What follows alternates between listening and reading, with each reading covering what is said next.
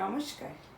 আজকে আবার চলে এলাম আমার সত্যি কাহিনী বা সত্যি গল্প নিয়ে, যেটা সমাজ মাধ্যমে হয় বা হচ্ছে বা হবে।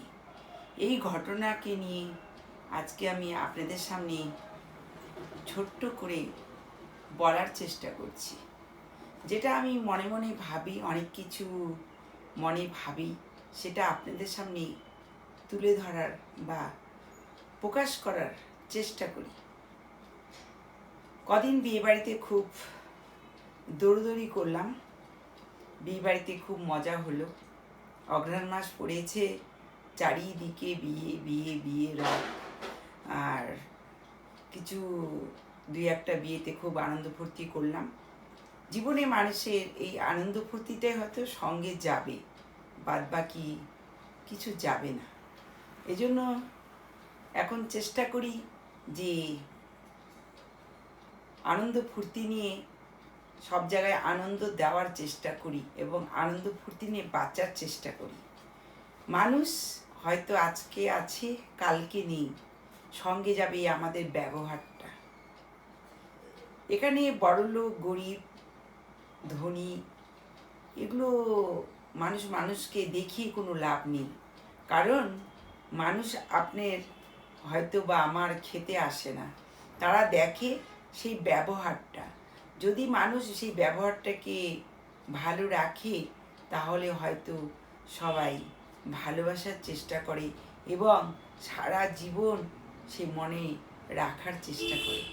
আপনি যেরকম কর্ম করবেন, পরজন্ম যদি হয়ে থাকে সেই রকমই লাভ করবেন।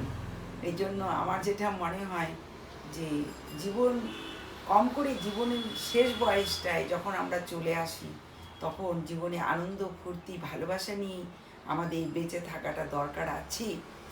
ভালোবাসা থাকলে, মনে ফুর্তি থাকলে শরীর ভালো থাকবে। হয়তো এরকম করে আমাদের বাকি দিনগুলো ভালোবাসার মাধ্যমে কেটে যাবে। এরকম করে হয়তো একদিন আমরাও বিদায় হব বা পরলোক গমন করব।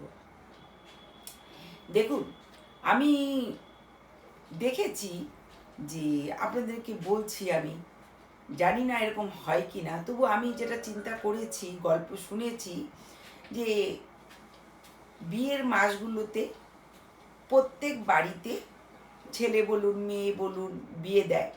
সেই বাড়িতে বিয়ে বাড়িতে প্রচুর পরিমাণে লোক হয়, প্রচুর পরিমাণের লোক। মেয়ে বিয়ে দিবেন বা ছেলে বিয়ে দিবেন, তাদের আত্মীয় স্বজন প্রচুর পরিমাণে আছে। তারপরে আছে দ্বিতীয়ত পাড়ার লোক আশেপাশে আমাদের মানে যে কজন পরিবার আছেন সবাইকে আমরা নেমন্তন্ন করি, সেই ফ্যামিলির লোক আসেন একটা বিয়ে বাড়িতে। তারপরে আসেন বরযাত্রী বা কন্যাযাত্রী আসেন, যে কোনো বিয়ে বাড়িতে বলুন, যে কোনো বিয়ে বাড়িতে, সব বিয়ে বাড়িতে মোট আপনার 400 500 600 লোক হয়। কোনো কোনো বিয়ে বাড়িতে 1000 লোকও হয়। গ্রামে হয় বাড়িতে বড় বড় প্যান্ডেল সাজিয়ে ছেলে বা মেয়ের বিয়ে হয়, খুব মজা হয়, আনন্দ হয়, আর দেখতে খুব সুন্দর লাগে। আমার তো গ্রামের বিয়েগুলো খুব খুব ভালো লাগে। আর টাউনে হয় ভবনে বা নিজের বাড়িতে, যাদের নিজের বাড়িতে অনেক জায়গা আছে টাউন শহরে, তারা বাড়িতে করে। আর যাদের বাড়িতে অত জায়গা নেই, ছাদে করে, কিছুটা কিছুটা ভবন ভাড়া করে তারা করে। কিন্তু একটা চিন্তা করবেন, বা আমি চিন্তা করেছি যেটা সেটাই বলছি, যে বিয়ে বাড়িতে এত লোক হয়, কেউ কাউকে হয়তো চেনে না। অনেক দেখেন বরযাত্রী চলে আসে, অনেক কন্যাযাত্রী আসে, সেটা বাড়ির যারা ছেলে মেয়ে বিয়ে দেন তারাও হয়তো ঠিক মতন চেনেন না যে এ বরযাত্রী এসছে নাকি পাড়ার কারো বাড়ির থেকে এসছে বা নিজের আত্মীয় স্বজনের মধ্যে এসছে।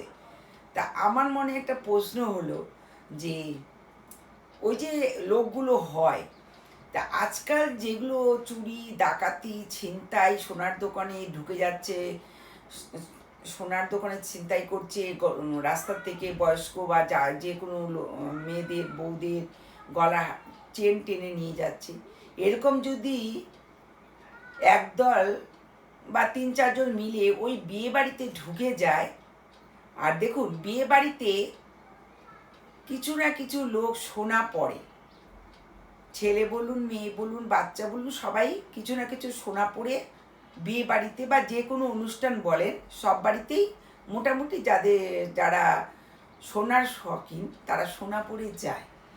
সেইখানে সেই বিয়ে বাড়ি বা যে কোনো অনুষ্ঠান বাড়িতে যদি ৩-৪ জন মিলে দুষ্কৃতী ঢুকে পড়ে, তাহলে আপনি কি করে চিনবেন বলুন তো?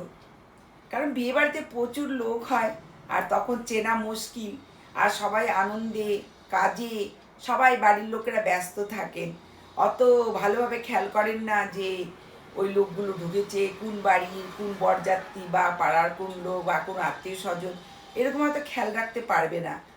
কারণ বিয়ে বাড়িতে প্রচুর পরিমাণে ব্যস্ত সবাই, যারা বাড়ির মেম্বার আছে তারা তো প্রচুর পরিমাণে ব্যস্ত থাকেন। আর সেই মুহূর্তে যদি কতগুলো দুষ্কৃতী ঢুকে যায় ওই জায়গাটায়, আপনি কি চিনতে পারবেন? আপনি চিনতে পারবেন না। সেখানে দেখুন, সেখানেও একটা ছিনতাইয়ের ভয় কিন্তু আমাদের আছে।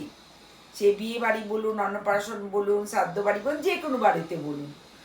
আর ওই বিয়ে বাড়িতে অন্নপ্রাশন যেখানে হচ্ছে, বার্থডে হচ্ছে, সেখানটায় নানা রকম বাজনা চলছে, গান চলছে, আর সেই সময় তো খেয়াল রাখা যায় না। তা আমার মনে প্রশ্ন হয়, যা শুনছি আজকাল সোনার দোকানে চুরি, ছিনতাই, নানা জায়গায় ডাকাতি, চুরি, চামারি, অনেক কিছু হচ্ছে। এরকম যদি বিয়ে বাড়িতে ঢুকে যায় ৩-৪ জন, আর ওই বিয়ে বাড়িতে ভিড়ের মধ্যে যদি একটা বন্দুক বা চাকু দেখিয়ে যারা যারা সোনা পড়ছেন, বরযাত্রী, বাড়ির মেম্বার যারা আছেন সোনা পড়ছেন, তাদের কাছ থেকে তো কেড়ে নিয়ে চলেই যেতে পারে বন্দুকের ভয় বা চাকুর ভয় দেখিয়ে। আমি বিয়ে বাড়িতে গিয়ে এইটা একটা ধারণা জন্মালো যে এরকম তো হতে পারে, না হওয়ার কিছুই নেই। একজন আমি যখন বিয়ে বাড়ি থেকে গাড়িতে আসছিলাম, তখন আমাদের ড্রাইভার গল্প করলো, আমাদের যে ড্রাইভার গাড়ি চালাচ্ছিল সে গল্প করলো যে আমরা রাস্তা দিয়ে আসছিলাম, আমাদের খুব খিদা পেয়েছিল, ওইখানে রাস্তার মধ্যে কোনো হোটেল টোটেল ছিল না। তা আমরা দেখলাম একটা বিয়ে বাড়ি, তা বিয়ে বাড়িতে আমি আমার কাকু সঙ্গে ছিল, ঢুকে গেলাম ভিতরে। তা ওখানে তো অত কেউ কারো মুখ চেনে না, আমরা সেই বিয়ে বাড়িতে গিয়ে খেয়ে দিয়ে আবার বের হয়ে চলে এসেছি। এটাই ভাবলাম যে এরকম যদি কিছু দুষ্কৃতী ঢুকে পড়ে তাহলে কি হতে পারে। এই জন্য মনে হয় এটা নিয়ে একটু আমাদের জনগণের বা বিয়ে বাড়ি, অনুষ্ঠান বাড়িতে ভাবনা চিন্তা করা দরকার আছে। না হলে কখন কি হয় হয়তো বলা মুশকিল। এটা আমার মনে প্রশ্ন জেগেছে, তাই আপনাদের সামনে গল্প তুলে ধরলাম। সমাজে এটা হতে পারে, হয় বা হওয়ার সম্ভাবনা বেশি থাকে। ওই জন্য আমাদের অনুষ্ঠান বাড়িতে যে কে আসছে কে গেছে এটা হয়তো বাড়ির যারা মেম্বার আছে, যাদের বাড়িতে হচ্ছে অনুষ্ঠানটা, তাদের মনে একটু খেয়াল রাখা উচিত। আর অচেনা মুখ দেখলে তাকে জিজ্ঞাসাবাদ করা উচিত, সে কোথা থেকে এসছে, কার পরিচিত হয়ে এসছে। আমার মনে হয় এগুলো একটু জানার দরকার আছে। না হলে আমরা যে কোনো পরিস্থিতিতে, যে কোনো অনুষ্ঠানে আমরা হয়তো বিপদে পড়তে পারি, এটা আমার ধারণা। আর এগুলো হচ্ছে বলেই আমার মনের ধারণা, আর ড্রাইভারের মুখে গল্প শুনে আমার মনে প্রশ্ন জেগেছে বলে আমি আপনাদের সামনে ছোট করে তুলে ধরার চেষ্টা করলাম। আমার ভিডিওগুলো যার কাছে পৌঁছচ্ছে জানি না কতদূর পৌঁছায়, কারণ আমার এখন রিচ ডাউন চলছে ফেসবুকে। অন্যায় করেছি, বাচ্চার উলঙ্গ ফটো দিয়েছিলাম, ছোট্ট 1.5 বছরের বাচ্চা, ওই জন্য আমার রিচটা ডাউন করাতে আমার ঠিক মতন ভিউজ হচ্ছে না। আর আমার ভিডিওগুলো যার যার কাছে পৌঁছায় অবশ্যই আমার গল্পটা অবশ্যই দেখবেন, শুনবেন এবং কমেন্ট করবেন, এটা আমার অনুরোধ রইল। নমস্কার।